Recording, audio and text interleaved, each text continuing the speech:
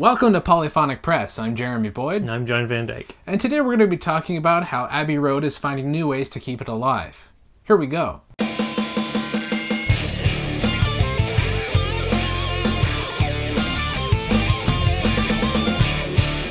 Alright, so you may not know, you probably do if you've watched Dave Grohl's documentary Sound City, but professional recording studios are starting to become more scarce. And the reason for that is because recording equipment and a whole bunch of stuff is more available to the consumer than it ever has been before. Before you had to pay $100, sometimes $200 an hour to record in a studio to get any sort of professional sounding recording done. But now you can almost do it with a laptop. And I use the word almost because it's not quite the same. It's just not. And the reason I'm a little biased because I went to school for audio engineering, and so I have a pretty good knowledge of how recording works and the importance of a professional engineer that a lot of musicians don't seem to. I can't fault them for it, but they don't seem to understand what it takes to actually make a good recording.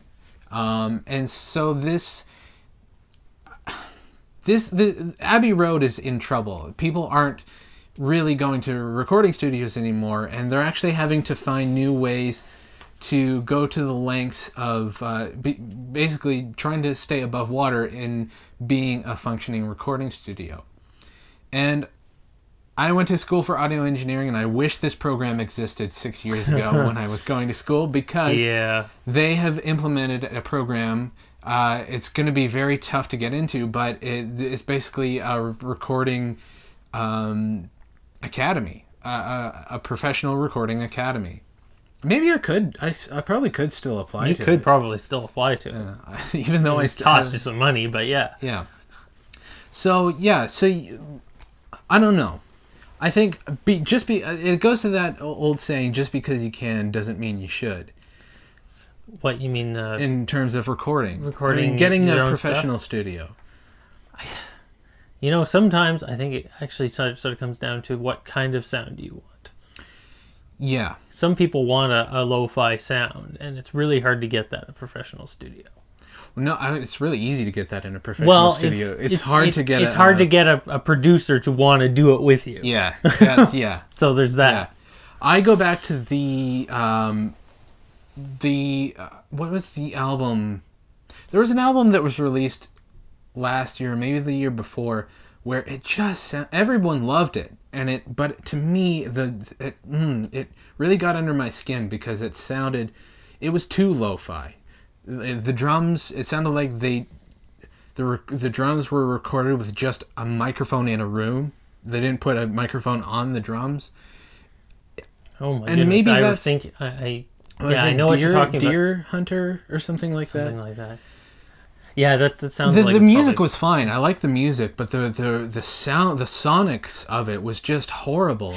But everyone loved it for some reason, and I couldn't get into it because I was sitting there shaking my head and saying, "This doesn't like this." The songs and the musicians were fine, but it just didn't sound good.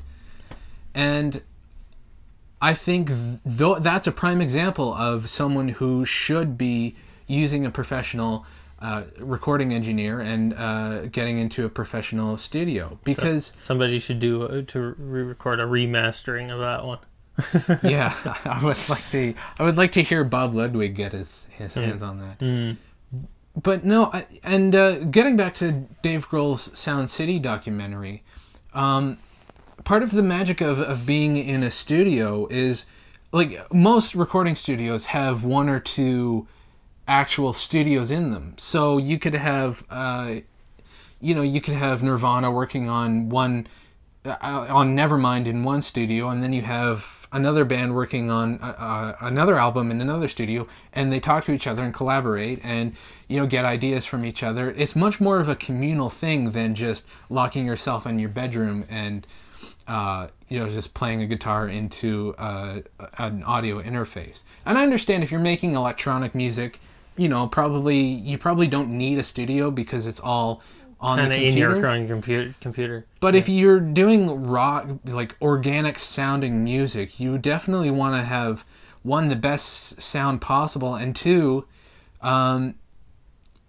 you want it to be recorded in a room where it's treated to be recorded in, and not just a bedroom or a living room or something like that.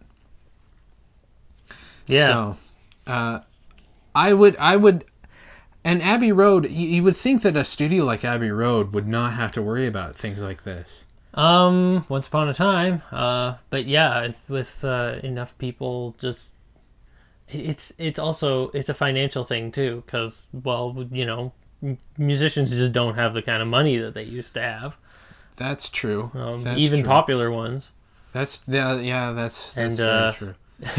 They gotta, if they're gonna put out an album, they gotta have to do it on their own. I know lots of musicians locally who build their own studios. I mean, they actually put the thought into having a room. Yeah, absolutely. I'm not talking about those people. I'm talking about people who just do it. Yeah.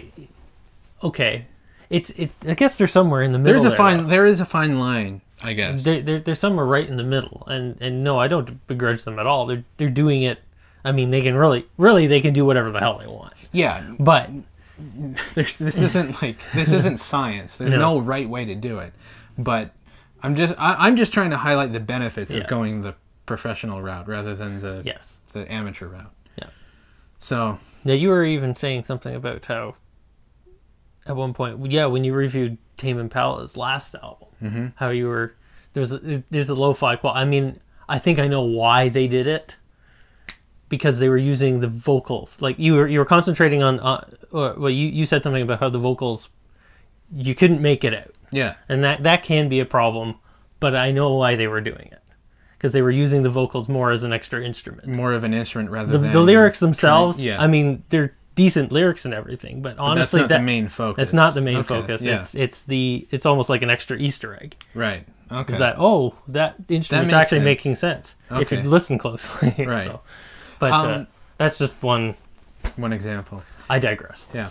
Anyway, let us know in the comments what you guys think. Do you think going the professional route is the way to go, or do you see the benefits of doing it yourself and more of the independent musicians doing it in maybe not making it sound the best, or do you think maybe the song is the most important thing?